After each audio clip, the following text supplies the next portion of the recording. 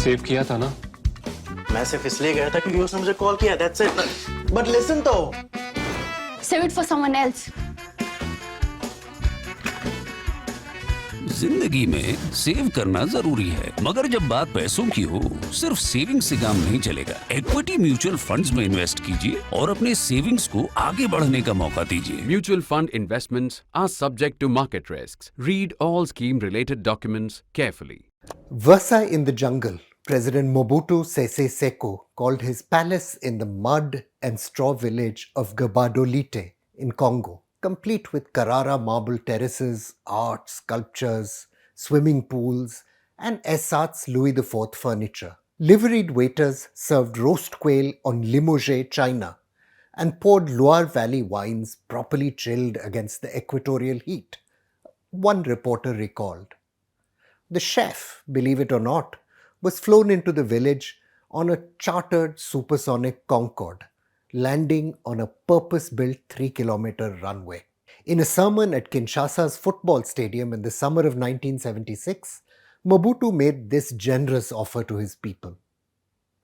If you want to steal, steal a little in a nice way.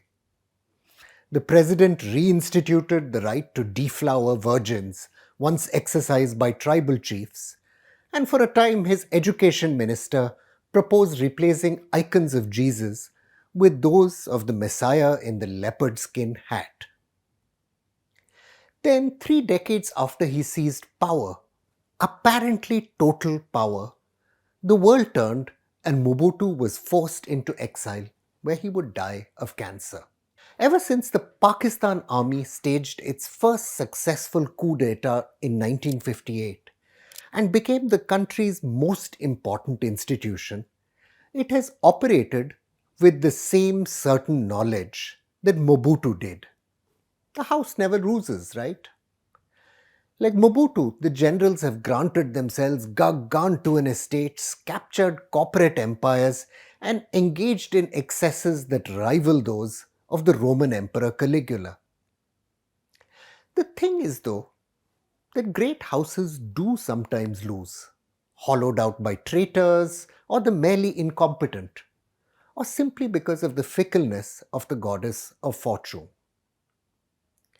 Last week's attacks by mobs of Prime Minister Imran Khan supporters on the homes of top Pakistani officials, and the frontal confrontation that's brewed between Army Chief Asim Munir and the former Prime Minister, might just prove to be one of those turning points in history. Many are beginning to wonder if the military can remain the hegemon that's guided the nation's fate for decades.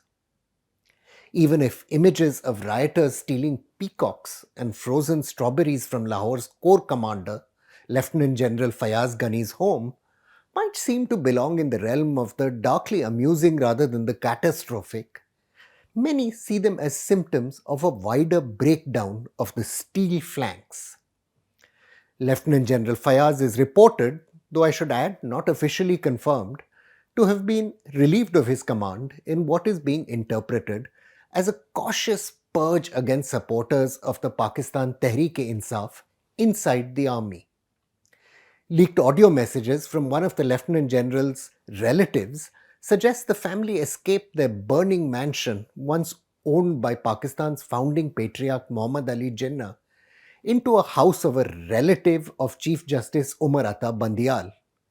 The audio message obtained by ThePrint suggests Lieutenant General Fayaz was opposed to the army chief's policy of confrontation with Imran. 3 important military commanders, Lieutenant General Asif Ghafoor, Lieutenant General Saqib Mahmood, and Joint Chiefs of Staff Committee Chair General Sahir Shamshad Mirza, are believed to have cautioned General Asim against a showdown, saying that pitting ethnic Punjabi and ethnic Pashtun soldiers against their own people could have terrifying consequences. The Pakistan Army has struggled to contain jihadist influence among its ranks ever since 9/11, and involving the military in a civil conflict could accelerate the process, some note. Families of serving army officers have already been seen joining protests against the government in social media videos, an indication of the political climate among younger officers. Former officers like Lieutenant General Tariq Khan, as you'll know if you've been watching this show, a hero of Pakistan's war against jihadists in its northwest, have publicly supported Imran.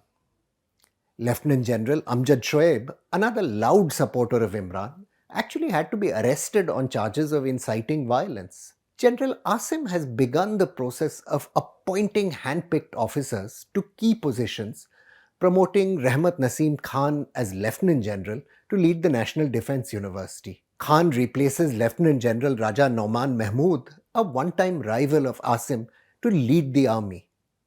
In September, Asim will have the opportunity to promote several more loyalists to Lieutenant General, former intelligence officer Rana Banerjee has noted. The government hopes Asim can ensure peace through the summer as key pro-Imran figures leave office at the end of their term. Among them, President Arif Alvi and Chief Justice Umar Ata Bandial. Then Prime Minister Shehbaz Sharif hopes the army will be able to ensure Imran's defeat in elections, just as it helped secure his coming to power. Even 6 months ago, there would have been little reason to doubt that this well-tested script would play to plan. After all, Imran isn't the first Pakistani politician to find himself on the wrong end of the army's fangs. But the depth of political fissures within the army give reason to question if that will be the case this time. Lacking effective party structures and mass legitimacy, historians like Maya Tudor have written, politicians in Pakistan struggled from the outset to create a functional polity. Leaders of the Pakistan movement, it's often been noted, had little influence in their own new nation. The prospect of ceding their power to elected politicians led the military and administrative leadership to stage the country's first coup back in 1958. The military would go on to stage successive coups to keep its institutional primacy and financial privileges. Fractures inside the political elite led to the consolidation of military-led systems in many other parts of the world as well. Following the establishment of the Turkish Republic a century ago, the Republican People's Party of Mustafa Kemal Ataturk ruled uninterrupted until 1950. Fear that the Islamist-leaning politics of Prime Minister Adnan Menderes would undo Kemal's secular legacy led the military to stage the first coup in the country and execute the Prime Minister in 1961. Though each subsequent period of military rule in Turkey was pretty short, Brazil plunged into a decades-long military dictatorship in 1964, followed by Chile in 1973. Argentina went the same way in 1976. For decades, dictatorship appeared to be the natural order of things in these countries. The economic crisis of the 1980s, though, and the end of the Cold War led the United States to withdraw support for dictators, leading jackboot regimes to collapse in many parts of the world. Even though Mobutu had expanded his military power after taking office, doubling the size of his army in his decades in power, the corruption and politicization of the regime meant those soldiers abandoned him at his moment of need. Like many other despots, Mobutu had feared that a unified professional officer corps could end up deposing him. The dictator's problems deepened, scholar Kisangani Emizet observed, after the United States and France withdrew the carte blanche they had extended to the anti-communist Mobutu during the Cold War. Even though the mob attacks on Pakistan military institutions and homes are unprecedented, the crisis isn't. Anti-army slogans have been a part of Pakistan's street culture since the time of dictator General Muhammad Zia-ul Haq. The scholar Akil Shah observed that for all its modernizing pretensions, General Pervez Musharraf's regime had mired Pakistan in an economic crisis and civil war. The lawyers' movement which deposed General Musharraf, among other things, birthed Imran and the judiciary, which is now insulating him from assault by General Asim. Earlier crises have seen the army find successful instruments to overcome political challenges. General Zia's regime, for example, instrumentalized Islam to grow its legitimacy. Following the tarnishing of the military's image under General Musharraf, the Inter-Services Intelligence Directorate famously engineered the 26/11 attacks in Mumbai. The crisis with India which followed rallied public opinion around the generals. All power, though, ultimately depends on illusion.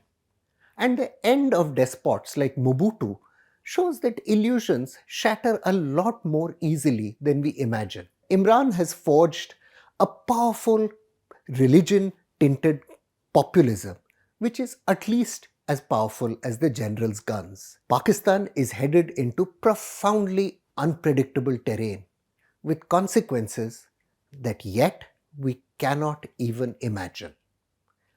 I'm Praveen Swami, and I'm National Security Editor of ThePrint. Thank you for watching Security Code.